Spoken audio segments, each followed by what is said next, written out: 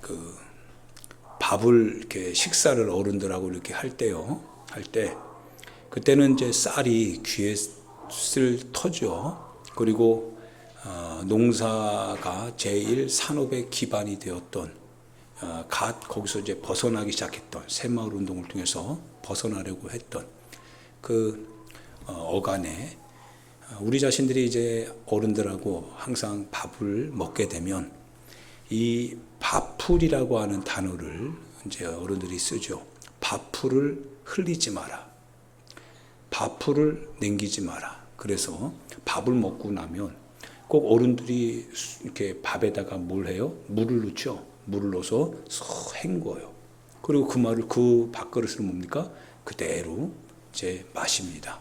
그러면 그 밥그릇을 보면 밥풀이 하나도 없어요.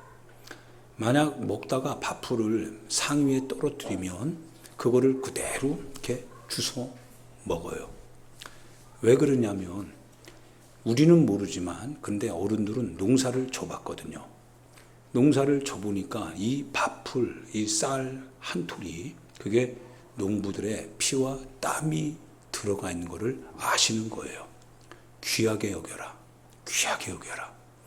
그래서 만약 밥주걱에 밥풀이 묻어 있으면 어때요? 절대 그냥 버리지 않죠. 버리는 경우가 없어요. 밥솥에 있는 것이나 밥그릇에 있는 것이나 떨어진 것이나 떨어지지 않은 것, 떨어지려고 하는 것이나 여하튼 간에 음식물을 남기는 것은 실은 있을 수가 없었습니다. 혼났어요. 우리는 왜 이렇게까지 해야 되나 알지 못하지만 그런데 어른들은 아는 거예요. 왜? 고생했거든요. 그걸 뿌려본 경험이 있거든요. 농사를 져본 경험이 있거든요. 그거 하나 얻으려고 1년 동안 그걸 위해서 얼마나 애썼는지. 오늘은 우리가 이 가공 음식들을 먹잖아요. 그리고 우리는 지금 어디에서든지 간에 필요하면 돈을 가지고 주문하면 먹게 됩니다. 그러다 보면 그것이 원래 어떻게 나왔는지 그 처음 발생하게 된 그 자리가 어디 있는지를 우리는 알지 못해요. 그냥 만들어진 거를 먹다 보니까 그 안에 담겨져 있는 누군가의 고생, 누군가의 그 어떤 아픔들, 그거를 우리는 알지 못해요. 그냥 자연스럽습니다. 먹는 거에 있어서. 그런 거 따지지 않아요. 그래서 가치를 느끼지 못하고 단지 먹는 재미만 느끼게 됩니다. 그러다 보면 소중함을 우리가 잃어버릴 때가 있지요.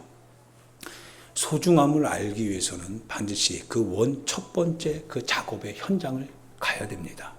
그래서 쌀을 그 한 톨을 얻기 위하여서 그 쌀 한 톨을 종자씨 삼아서 그거를 불리고 싹을 튀어서 모를 심고 그 모내기 하는 과정 중에 1, 2기를 잘 살피면서 폭풍이 오고 태풍이 오면 바로 또 어떻게 해내가는지 고를 파고 다시 쓰러진 거를 묶고 엮어서 어떻든지 간에 그와 같은 일련의 모든 그 첫 번째 1차적 작업이 이루어지는 그 현장에 가지 않으면 잘 모르고 그래서 그 1차적 현장에 딱 가게 되면 야 그냥 되는 게 없구나.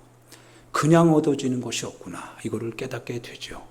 그냥 얻어지는 것이 없다라고 하는 것은 내가 내 손에 들어오기까지 그 안에 누군가의 고통이 있었다라고 하는 사실, 누군가의 뿌린 땀이 있었다라고 하는 사실을 안다라고 하는 겁니다. 사랑하는 여러분, 우리가 하나님 앞에 복을 받는 것도 그냥 받는 게 실은 아니죠. 우리가 신앙생활을 통하여서 누구나 꿈꾸는 신앙의 열매들, 우리가 신앙생활, 신앙이라고 하면 언제나 우리는 하나님의 사랑, 하나님의 은혜, 따뜻한 하나의 어떤 주님의 37.5도 정도의 그런 온도에서 우리가 넉넉하게 쉼을 가질 수 있는 것을 생각하지만 그러나 거기까지 이르기 위해서 하나님께서 우리에게 쏟으신 거, 우리가 한 거 아닙니다. 하나님께서 하신 거죠. 하나님께서 하신 그 고통의 길은 반드시 있었던 겁니다. 주님도 뿌려서 거두는데 거둔 것은 실은 우리가 거두지만 그러나 거두는 우리 자신들이 기뻐하는 것을 하나님께서 그것이 영광이다라고 말씀하시죠. 하나님이 영광을 받으신다. 이 말씀을 요한복음 15장에선 하고 계십니다. 그래서 우리가 기뻐하는 것은 실은 당연하지만 그러나 모든 것이 그냥 얻는 건 아니었다라고 하는 겁니다. 당연한 것 속에는 필연적인 게 있었다 이거예요. 그래서 성숙할수록 필연적인 것을 기억해서 그거를 우리가 기억하고 감사하여서 우리가 반응해 가는 것. 그게 신앙생활의 성숙함이죠. 성숙함이다. 사랑하는 여러분, 반드시 이 첫 번째 출발점에서 여러분들이 어떠한 모습이었는지를 잘 기억하고 놓치지 않고 그래서 항상 겸손함 가운데 여러분이 주신 은혜를 누리며 살아가기를 주님의 이름으로 축복합니다. 여러분이 복을 받기 위해서는 반드시 뿌려야 됩니다. 이 복은 단순히 육신적인 것만을 의미하진 않지만 또한 육신적인 것을 배제하지도 않습니다. 육신의 성공, 육신의 행복, 육신의 평안함도 주님이 우리 가운데 허락해 주시는 선물입니다. 이걸 우리는 복이다라고 얘기합니다. 결코 복이 부정적인 것만은 아니에요. 우리는 복을 받아야 됩니다. 하나님 우리를 복 주시기 위해서. 그래서 시편 1편에 의하면 뭐라고 합니까? 복 있는 사람은 복이 있는 사람이어야 한다라고 하는 겁니다. 이 복은 그런데 치우치지 않는다 이거예요. 즉 육체적으로만 치우치는 복이 아니라 육체적인 복을 다룰 수 있는 영적인 복, 그것이 전제되지 않으면 이거를 쾌락이요 육체의 정욕이다 이렇게 표현을 합니다. 그걸 다스릴 수 있을 때 하나님의 축복 안에서 형통한 사람이다 이렇게 표현을 하지요. 차이가 있죠. 같은 거지만 다른 겁니다. 다른 거예요. 우리에게 건강을 주셨는데 단순히 건강을 주셨다면 그 건강을 이용해서 쾌락의 현장에 가서 이 건강을 사용할 겁니다. 먹고 마시고 즐기고 그걸 위해서 건강이 필요한 거죠. 그런데 어떤 사람은 하나님이 주신 건강을 주님이 주셨음을 알고 이 건강을 통해서 봉사하고 섬기고 그리고 우리가 무엇인가 누군가가 나의 도움이 필요할 때 그 도움이 될 때 바로 그 건강은 주님이 주시는 축복이 되기도 하죠. 같은 건강이지만 전혀 다릅니다. 사랑하는 여러분, 오늘 그 요시야 왕이라고 하는 사람을 보면서요, 하나님께서 계획을 가지고 계셨는데 유다라고 하는 이스라엘을 주님이 버렸다고 하셨습니다. 버리셔요, 안 버리셔요? 주님이 선택하고 주님이 건졌지만 그러나 주님이 버리시더라 이거예요. 주님 버리시는 하나님이시다라고 하는 걸 알아야 됩니다. 진노를 주님이 거두시기도 하지만 진노하시는 하나님이시기도 하다라고 하는 걸 알아야 됩니다. 그래서 신약에서도요. 주님은 부하게도 하시고 가난하게도 하시고 높이기도 하시고 낮추기도 하시고 쓰기도 하시고 실은 버리기도 하시는 그런 하나님이라고 하는 사실입니다. 우리는 막연히 하나의 어떤 긍정적인 하나님만을 생각하는데 그러나 긍정적인 하나님을 생각할 때마다 우리는 긍정적인 사람이 되어야 됩니다. 그럼 긍정적이다라고 하는 것은 모든 것이 옳다 그런 의미가 아닙니다. 하나님의 계명 안에서 나는 긍정적인 사람이냐 이거예요. 하나님께서 나를 보실 때 마음에 든다. 내 뜻대로 하는구나. 좋아. 그래 참을 줄 아는구나. 인내하구나. 극복해 갈 수 있는 하나의 믿음의 결단이 있구나. 긍정적인 사람이다. 이게 욥을 향한 주님의 긍정이죠. 이런 긍정적인 사람. 다니엘을 볼 때도 마찬가지죠. 다니엘이 그냥 다니엘이 됐던 건 아니죠. 다니엘이 이방인의 땅에서 얼마나 위험스러운 일을 겪었습니까? 그는 표면 위에 드러난 공적인 신분의 사람입니다. 공적이다라고 하는 것은 그가 하는 행동과 말이 누군가에 의해서는 시기와 질투의 대상이 될 수 있다고 하는 겁니다.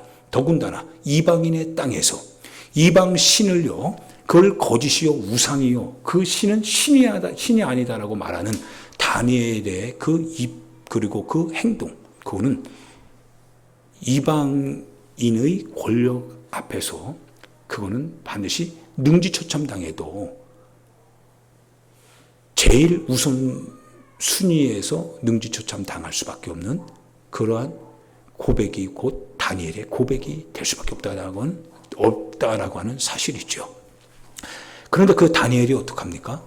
다니엘이 총애를 받고 지혜를 얻으며 왕의 인장 반지를 받아서 모든 공적인 시행령을 그가 마치 국무총리처럼 딱 찍어서 시행하라 라고 할 만큼 그 위치에 서 있는 사람인데, 그 정도 된다고 한다면 그는 어떻게 보면 굉장히 위험스러운 현장에 있는 것과 똑같습니다. 그런 그가요, 고위공직자들이 있는 그 현장에서, 왕을 받드는 그 관료들과 함께하는 그 현장에서 하나님을 고백하는 거예요. 하나님을 고백합니다. 왕의 명령이 하나님의 명령에서 반하면 따르지 않겠다는 거예요. 다 따르는데요. 그 말은 뭡니까? 지금 권력의 자리에서 다니엘을 끌어내리려고 하는 사람들의 먹잇감이 됐다는 거예요. 그러니까 무엇을 통해서 다니엘을 먹이로 삼아야 되는 것을 이 일반 관료들은 다 알고 있는 겁니다. 그래서 그를 넘어뜨리게 할 수 있는 오직 하나의 방법은 하나님의 법이다. 하나님의 법과 우리의 현실의 법이 충돌을 일으키면 된다. 왜냐하면 그는 하나님의 법을 우선하지 현실의 법을 우선하지 않을 거거든요. 그래서 이 다리오 왕 앞에서 선언을 하게 하죠.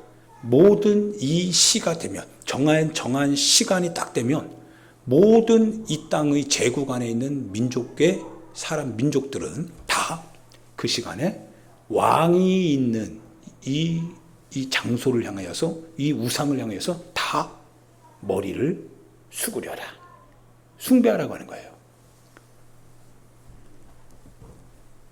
숭배하지 않으면 사자굴에 넣겠다는 거예요. 죽이겠다는 거예요. 어떻게 합니까? 다른 거는 다 해도 그거는 안 되겠다 이거예요. 그러자 다니엘이 어떻게 합니까? 다니엘이 자기를 향해서 지금 뭔가 일이 꾸며지는 것을 알면서도요, 굽히질 않아요. 다니엘입니다. 그냥 된 게 아니죠. 다니엘이 그 정도 위치에 서기까지는 하나님이 뭡니까? 지지해 줄 수 있는 그 신앙의 기반이 있는 겁니다. 흔들리지 않아요. 대단하죠. 흔들리지 않습니다. 위험이 없는 게 아닙니다. 더 위험해지는데 그 더 위험해질수록 신앙도 더 강해지더라 이거예요. 굽힐 줄을 몰라요. 그게 신앙 열매입니다. 뿌린 대로 거둔다라고 하는 것이고, 복을 주시는 대로 누린다라고 하는 뜻입니다. 거저받는 게 아니다라고 하는 거예요. 내가 신앙의 열매를 얻기까지 열매가 나오는 그 과정과 통로를 내가 하나하나 순종해 가면서 살아간다라고 하는 뜻과 같습니다. 내 마음대로 하는 게 아니다라는 거예요. 내가 원하는 대로 하는 게 아니다라는 거예요. 이렇게 저렇게 짜깁기 하면서 사는 인생이 아니다라고 하는 거예요. 요시야 왕의 선친들 중에요, 요아스 왕과 므낫세 왕이라고 하는 두 왕이 있죠. 참담합니다. 요아스 왕이요, 재밌는 거는 그렇습니다. 한번 우리 현실하고 한번 비교해 보면 딱 들어맞습니다. 요아스 왕이요, 자신의 위기에서 자신이 처한 그 북이스라엘과 아람왕 르신이라고 하는 그 두 나라가 연합전선을 펴서 남유다인 자신의 땅을 침공했습니다. 위기에 빠졌어요. 그래서 여기서 벗어나려면 방법은 디글랏 빌레셋이라고 하는 아수르의 왕에게 도움을 구해야 됩니다. 대가가 분명히 지불되죠. 도움을 구합니다. 그래서 그가 와서 도와줬습니다. 그런데 이 과정 중에 아하스 왕이요, 유다 왕입니다. 이스라엘의 유다 왕인데, 아하스 왕이 디글랏 빌레셋을 만나러 가는 중에 다마섹에 도착합니다. 다마섹은요, 하나의 어떤 그 이방인들이 중요시 여기는 하나의 장소입니다. 굉장히 중요한 장소예요. 이방인의 땅이기도 하고요. 그곳에 가서 보니까 아니 제단을 보게 된 거예요. 이방인들이 자신들의 신을 어떻게 예배하는지 그걸 본 겁니다. 보니까 저게 좋은 것 같아요. 화려하고 크거든요. 이스라엘 땅의 제단은 모세 때 지어진 거죠. 하나님께서 모세에게 하나님이 원하시는 식양을 그대로 알려주고 모세가 그거를 깨닫고 그걸 받아서 그대로 부살렐과 오홀리압에게 성령에 감동된 사람을 통하여서 지어내거든요. 하나님의 방식대로 지어진 회막. 솔로몬을 향해서도 마찬가지죠. 하나님의 그곳에 거하시겠다라는 그 솔로몬 성전. 역시 하나님의 승인된 그 같은 규격화된 모습입니다. 그런데 재미있는 것은요. 그것이 십수년 어떻게 보면 거의 100여 년 지났겠죠. 그거를 딱 보니까요. 이방인의 제단하고 비교해 보니까 이방인의 제단이 더 좋아 보여요. 좋을 수밖에 없죠. 왜? 적응하는 그 현실에 맞는 그와 같은 제단이니까요. 그 제단을 아하스 왕이 딱 보니까요. 마치 지금으로 말하면 전화한 거예요. 사자를 보내서 그 당시 유다의 예루살렘에서 성전을 이끌고 있었던 제사장에게 소식을 전해서 야, 내가 본 이 다메섹의 이 제단의 식양이 이러이러하다. 수치가 이러하다. 크기가 이러하다. 이 모습이다. 그대로 그거를 제사장에게 알려주고요. 제사장이 그 소식을 듣잖아요. 그러니까 아하스 왕이 도착하기 전에 그 제단을 짓습니다. 그대로 만들어내요. 정말 소위 말하는 교회 목사가 하나님의 예배가 아니에요. 근데 이방인들이 예배하는 방식을 보니까 그게 더 화려하고 좋고 막 그런 거예요. 그래서 그 소식을 누군가 나에게 전합니다. 그래서 그래? 알았어. 그래서 그 방식을 내 목사가 뭡니까? 그대로 따라서 여러분에게 소개하는 거예요. 그러다 보면 그 예배가 소위 말하면 뭐예요? 하나님이 정해주시는 그 같은 예배가 아니야. 하나님이 주권을 행사하는 예배가 아니라 인간의 마음에 흡족한 것 같은 방식의 예배가 됩니다.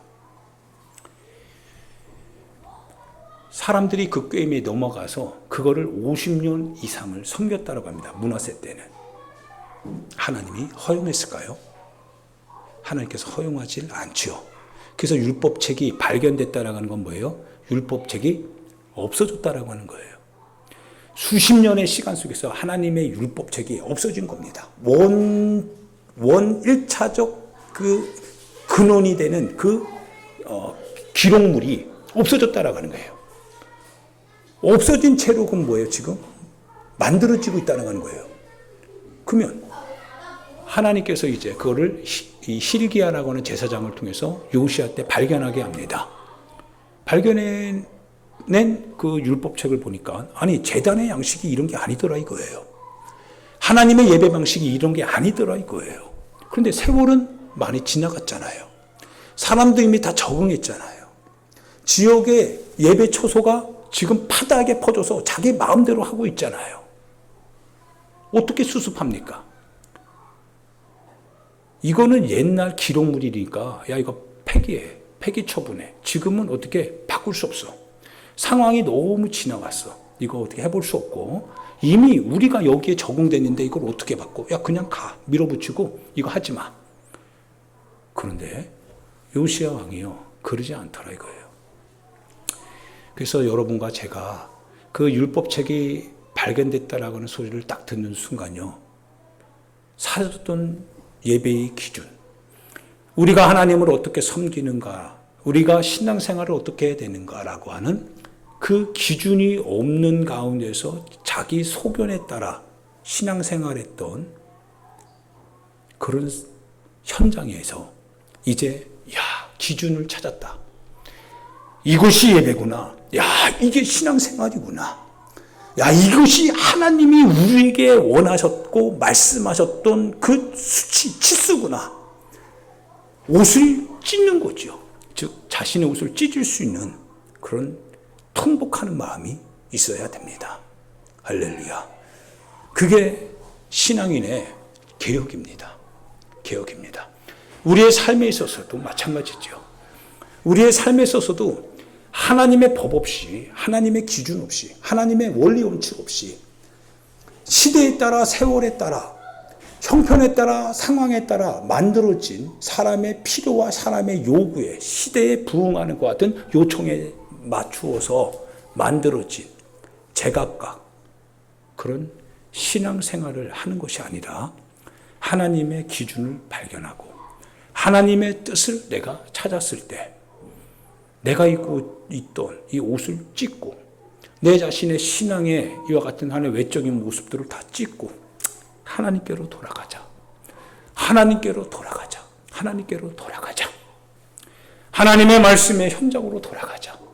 하나님께서 우리에게 무엇을 말씀하셨는지 그 말씀 있는 그 현장에 돌아가자 라고 하는 그런 외침이 여러분과 제 안에서 살아 울려야 되는 거죠. 할렐루야. 이게 개혁입니다. 개혁입니다. 종교개혁이죠. 우리의 모양대로 우리가 원하는 대로 사는 게 아니라 삶은 그렇게 살 수 있다고 할지라도 그러나 만약 그런 삶의 현장에서 우리가 알지 못했던 율법책을 지금까지 감춰줬던 율법책을 하나님의 법을 우리가 다 깨달았다면 읽어가야 됩니다.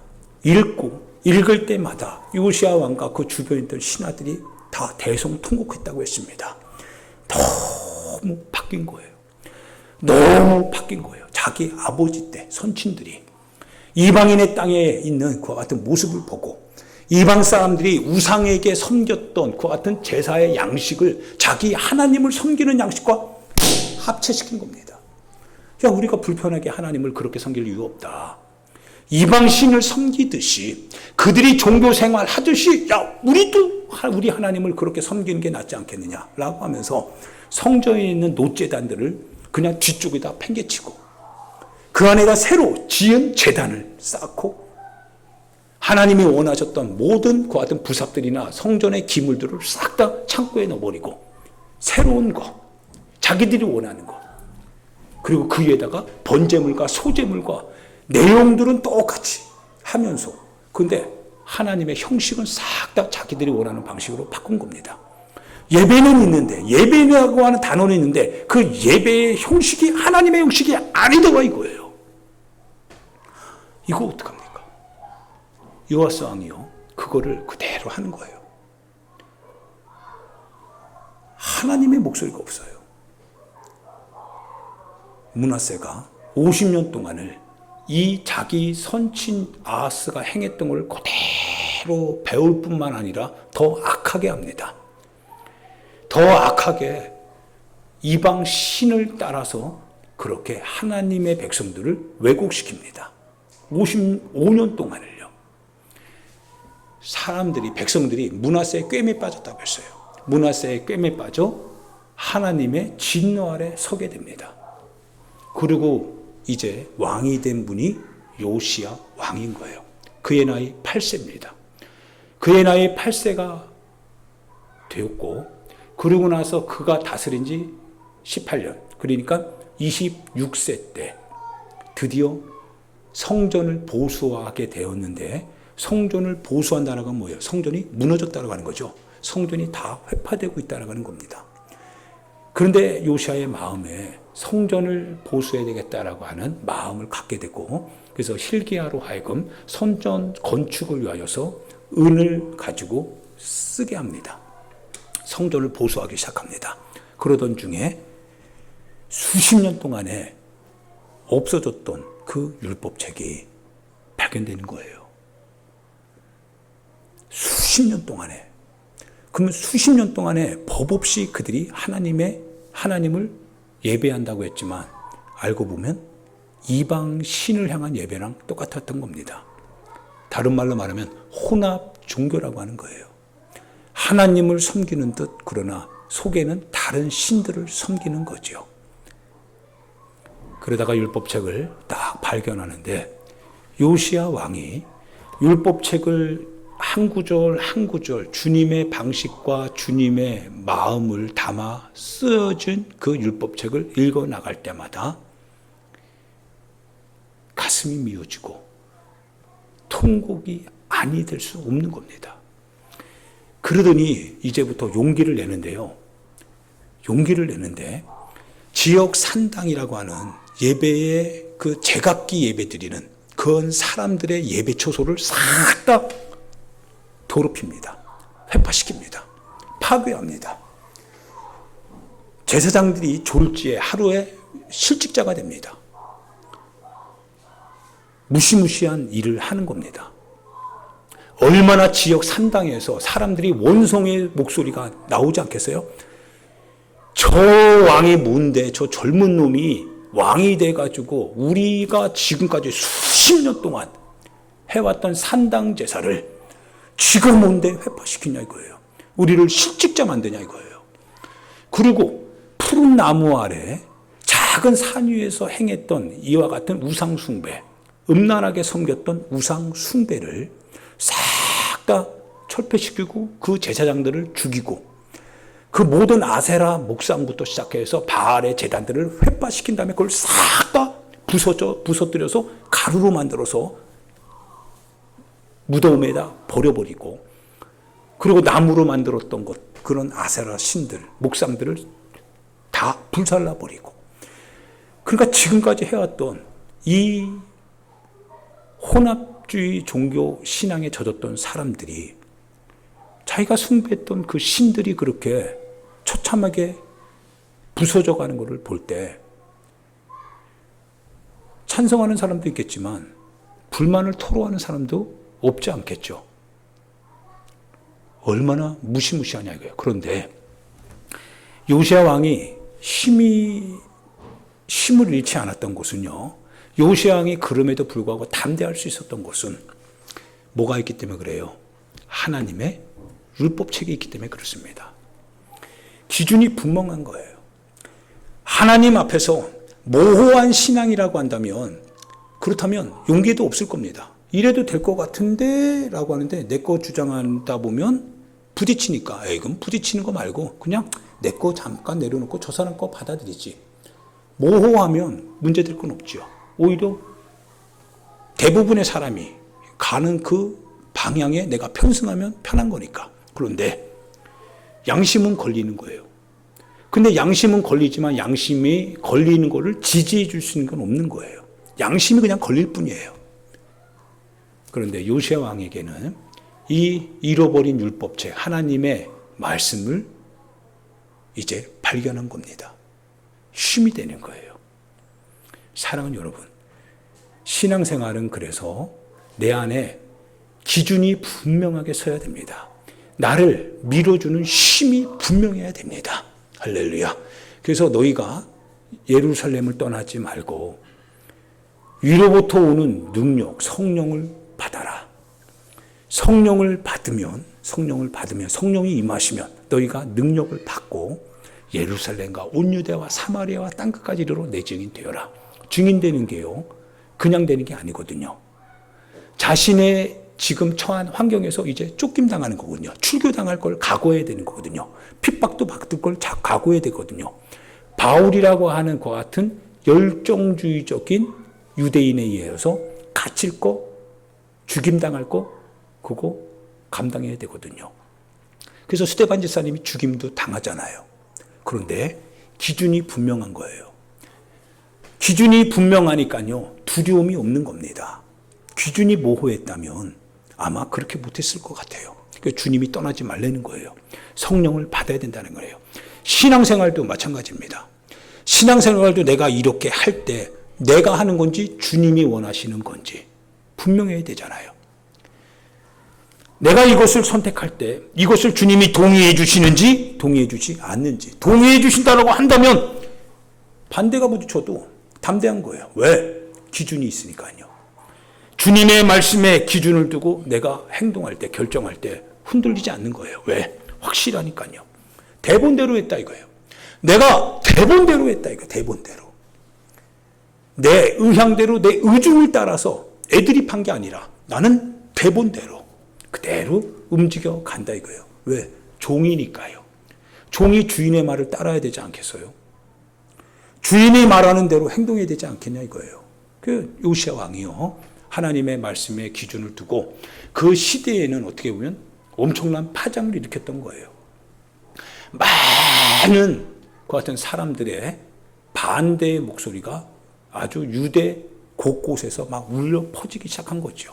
그런데 꿈쩍하지 않아요. 요시야 왕이 꿈쩍하지 않아요. 그대로 종교개혁을 밀어붙입니다. 모든 예배는 산당에서 드리지 마라. 모든 예배는 너희들이 처하는 그와 같은 각각의 산당에서 드리지 말고 여기 한 곳 예루살렘에 와서 모든 제사를 드려라. 이야, 얼마나 힘들겠어요 그 다음부터. 그런데 꿋꿋합니다. 밀어붙이는 거예요. 쭉 합니다. 신명기적 개혁이라고 해요. 주님이 정하신 한 곳에서 예배 드리는 겁니다. 하나님의 정해주신 그 원칙을 따라. 이게 종교개혁입니다. 불편하지 않을 수 없죠. 불편하지 않을 수 없죠. 그런데 신앙생활은 불편한 겁니다. 때로는 불편한 거예요. 그런데 내 영혼이 자유를 얻는 겁니다. 성경은 뭐라고 얘기하냐면 요시야 전에도 요시야 후에도 이렇게 하나님의 뜻대로 하나님의 말씀을 따라 행한 왕이 없더라. 이 표현을 합니다. 사람에게는 미움을 받을 수 있었어요. 그 시대 환경에 의해서 상황에 의해서 현실적 조건에는 맞지 않는 그러한 외로운 왕이 될 수도 있었습니다. 그런데 성경은 그 전에도 그 이후에도 하나님의 말씀을 따라 행한 이와 같은 왕은 없었더라. 이 얘기합니다. 주님이 므낫세 55년과 같은 시간 속에서 주님이 많이 참으셨어요. 주님이 하나님을 그렇게 박대하고 하나님의 법을 그렇게 내팽개치는 그런 므낫세 왕의 치세 속에서 많은 백성이 미혹당하여서 꿰매 빠져서 그렇게 죽어갈 때 주님 많이 참으셨어요. 그 경로함이 수치를 넘어갔습니다. 이제는 유다를 더 이상 주님이 건지지 않겠대요. 유다를 버리겠답니다. 주님 결정했습니다. 내 유다를 버리겠다. 주님 철회하지 않습니다. 버리는 겁니다.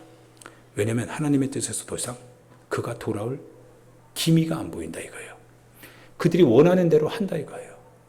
하나님이 살아계시는데 하나님을 섬긴다고 하면서 하나님을 뭡니까? 버리는 겁니다. 이것만큼 주님을 모욕하는 게 없지요. 하나님의 이름으로 말하지만 하나님을 위해서 하지 않습니다. 다 자기 자신입니다. 주님이 얼마나 기만당하는 그러한 신세로 전락한 거 아니겠습니까? 주님 힘드신 거죠.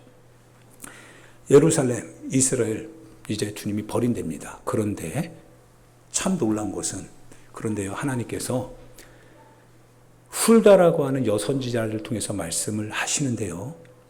그러나 이 말을 하는 너희 왕에게 전달하랍니다. 내가 이 유다 땅에 내릴 진노를 너는 안 보겠다는 거예요. 볼 수 없다는 거예요. 보이지 않겠다는 겁니다. 왜냐하면 너는 내 말을 듣고 겸손하게 네 마음을 겸손하게 하여 떨며 울며 통곡하며 그렇게 행동했다는 거죠. 주님 그거 봤다라는 거예요. 그래서 너의 때에 하나님의 진노의 이 모습을 지나가게 하겠다는 거예요. 그러고 나서 그 아들 때에 이제 멸망이 들어오게 됩니다. 느부갓네살이라고 하는 바벨론에 의해서 완전히 초토화됩니다. 사랑하는 여러분, 여러분과 나의 신앙에 있어서 형통하고 복이 되는 신앙생활 할 수 있기를 정말 부탁드립니다. 그리고 하나님의 인도하심 속에 있어서 그래서 그 인도하심을 따라 여러분의 삶이 복이 되길 바랍니다. 그러면 그 결과를 주시는 것은 분명히 하나님의 몫이지만 우리가 그 복을 받을 수 있는 그 방법을 선택하는 것은 이제 우리 몫입니다. 그게 바로 뭐냐면 주님의 기준대로 사는 겁니다. 주님이 우리 가운데 말씀하신 기준대로 살면 됩니다. 그러면 반드시 주께서 주님의 진노가 이 땅 가운데 임하는 그와 같은 결과라고 할지라도 그러나 우리 시대의 그 진노는 있지 않을 겁니다. 여러분들이 반드시 기억하시길 바랍니다. 하나님의 뜻대로 사는 것이 그것이 실은 축복입니다. 하나님의 뜻 안에서 오늘 우리에게 있는 현실을 추구해가는 삶이 아니라 그 현실 속에서 말씀에 오시는 하나님의 기준. 율법책은 사라진 것 같지만 그러나 율법책은 사라져서 보이지 않지만 그러나 변경되지 않습니다. 변형된 채로 있지 않습니다. 율법책은 여전히 율법책입니다. 그것이 숨겨져 있었고 그것이 감춰져 있었고 그것이 수십 년 동안 나타나지 않았을 뿐이지 우리가 아무리 그 수십 년 동안에 하나님의 말씀이 이것이다. 이것이 하나님의 은혜다라고 우리가 얘기한다 할지라도 그러나 초보는 바뀌는 게 아닙니다. 원본은 바뀌지 않아요. 그분이 우리에게 말하는 복, 내가 너희를 지키고 내가 너희를 복되게 하고 복되게 할 것이다 라고 할 때 그 주님의 그 복이 있는 그 통로, 그 과정은 주님이 바꾸질 않는다라고 하는 사실입니다. 수십 년이 지나도 우리가 발견하는 율법책은 그때 그 율법책입니다. 그 기준입니다. 사랑하는 여러분, 그래서 여러분에게 당부하는 겁니다. 하나님께서 우리를 향해서 뒤돌아서 우리를 찾아오라고 하는 게 아니라 실은 우리가 돌이켜서 하나님을 찾으러 가야 된다는 겁니다. 하나님 나 여기 있고 나 여기 이게 좋습니다. 하나님께서 나를 만나려면 나에게 오십시오가 아니라 이제는 우리가 하나님을 만나야 될 인생이기 때문에 우리가 하나님께로 돌이켜야 된다라는 뜻입니다. 회개하라. 천국이 가까이 왔느니라. 인자가 온 곳은 죄인을 불러 회개시키러 왔느니라. 주의 나라가 가까이 왔으니 복음을 믿고 복음에 따라 회개하고 살아야 된다라고 하는 겁니다. 우리의 돌이키심을 주님이 원하신다라고 하는 뜻입니다. 하나님의 말씀 없이 살아가는 신앙이 아니라 하나님의 말씀의 기준에 서서 비록 여러 가지 부딪힘과 저항이 있다 할지라도 그러나 그 말씀을 의지하여서 이것이 내 삶의 근간이요 내 삶의 기준이며 내가 받는 복의 통로다라고 하는 고백과 담대함을 가지고 주님의 뜻 가운데 사는 것이 그것이 결국 오늘 우리를 향한 주님의 마음이고 주님의 우리를 향한 소망이다라고 하는 사실을 우리가 기억하여서 우리는 주님을 향해서 움직여 나갈 수 있기를 부탁드리는 겁니다. 할렐루야. 그래서 여러분이 하나님의 뜻대로 살아가시길 바랍니다. 하나님의 말씀을 읽고 하나님의 말씀에서 요구하는 것을 따라서 여러분의 삶의 모습에서 혹시 주님의 뜻과 어긋난 것이 있지는 않는지 그걸 점검해 가고 그래서 여러분의 삶이 다르다면 주님과 다르다면 바꿔야 됩니다. 바꾸고 하나님의 뜻에 따라서 내 자신의 삶을 재단해서 주님이 입으실 만한 옷 주님이 원하시는 그와 같은 치수에 따라서 지음받은 인생의 모습이 갖춰져야 됩니다. 그럴 때 하나님께서 여러분과 나의 삶을 복주시고 형통하게 하는 그와 같은 결과물로 이끌어 주실 걸 믿습니다. 할렐루야. 사랑하는 여러분 반드시 요시야 왕이 되시길 바랍니다. 우리 다 요시야 왕이 될 수 있습니다. 요시야 왕처럼 우리 자신을 점검하고 우리 안에서 잃어버린 하나님의 법을 찾읍시다. 하나님의 말씀을 다시 찾읍시다. 그리고 그 말씀을 찾고 그 말씀과 나의 현장을 비교합시다. 내가 살아온 신앙의 그 어떤 패턴들과 하나님의 말씀에서 기록되어져 있는 하나님의 신앙의 패턴과 일치하는지를 비교합시다. 그래서 하나님의 말씀을 우리가 폐기하지 말고 우리 자신이 살아온 방식을 폐기합시다. 그리고 하나님의 우리에게 요구하는 그 삶의 방식을 우리에게 적용시킵시다. 그래서 배옷을 입읍시다. 허리들을 졸라맵시다. 마음을 동여맵시다. 그리고 주님과 달랐던 우리 자신의 삶을 회개합시다. 그리고 하나님께로 돌아가겠습니다. 하나님의 뜻대로 우리 자신을 위한 우리 자신의 종교개혁을 하겠습니다. 이렇게 고백하면서 하나님의 은혜 가운데 내 마음에 합한 사람이다라고 하는 그 같은 사람이 될 수 있기를 예수님의 이름으로 축원드립니다. 우리 같이 이 시간 하나님 앞에 기도합니다. 사랑하는 여러분, MZ 시대를 살아간다고 합니다.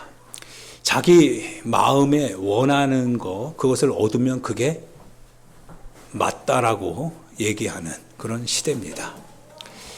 자기와 상관없는 것은 관심도 두지 않습니다. 그리고 자기와 상관하는 것만 관심 두는 시대입니다. 옳은 대로, 자기의 소견에 맞는 대로. 그러나 기준은 분명합니다. 각자가 선택하는 길이 맞는 것 같아도, 그러나 모든 사람들이 선택해야 되는 그 기준은 반드시 있습니다. 그게 하나님의 법입니다. 하나님의 기준입니다. 우리 모든 사람들은 자기 행위를 하나님의 이 기준에 한번 비춰봐야 될 필요성이 있습니다. 우리 사랑하는 소나무교회 성도 여러분, 간절히 여러분에게 부탁드리고 또한 권면하고 여러분을 축복하는 것은 하나님께 여러분의 삶의 인생의 모습을 드리기를 부탁드립니다. 여러분의 삶의 선택과 결정과 그래서 이루어진 그 같은 삶의 패턴들을 한번 점검해 보시기를 부탁드립니다. 그리고 하나님의 말씀 위에서 다시 재조립해야 된다면 한번 해치시길 바랍니다. 그리고 조립해 나가시길 바랍니다. 하나님의 축복을 받는 여러분과 제가 될 줄 믿습니다. 하나님의 인도하심이 반드시 있습니다. 하나님의 역사하시는 능력이 반드시 나타납니다. 주님이 힘주실 겁니다. 보이지 않았던 율법책이 발견될 겁니다. 여러분 속에 감춰졌던 하나님의 목소리가 들리기 시작할 겁니다. 하나님께서 수천 년 전에 이 땅 가운데 교회를 세우셨을 때 뜨겁게 일어났던 예수 그리스도의 복음을 향한 열정이 여러분의 가슴 속에서 결단과 함께 일어나게 될 겁니다. 그리고 힘이 나게 될 겁니다. 그 일이 이제 일어날 수 있도록 우리 사랑하는 소나무교회 성도 여러분 함께 움직여 나가길 부탁드립니다. 말씀에 집중하고 말씀을 따라 우리 자신의 삶을 만들어 갑시다. 우리 주여 한번 부르고요. 하나님 역사에 달라고요. 나의 종교 계획이 일어나게 달라고요. 우리 주여 한번 부르고 하나님 앞에 기도하도록 하겠습니다. 기도합니다. 주여, 하나님 아버지 은혜와 사랑을 감사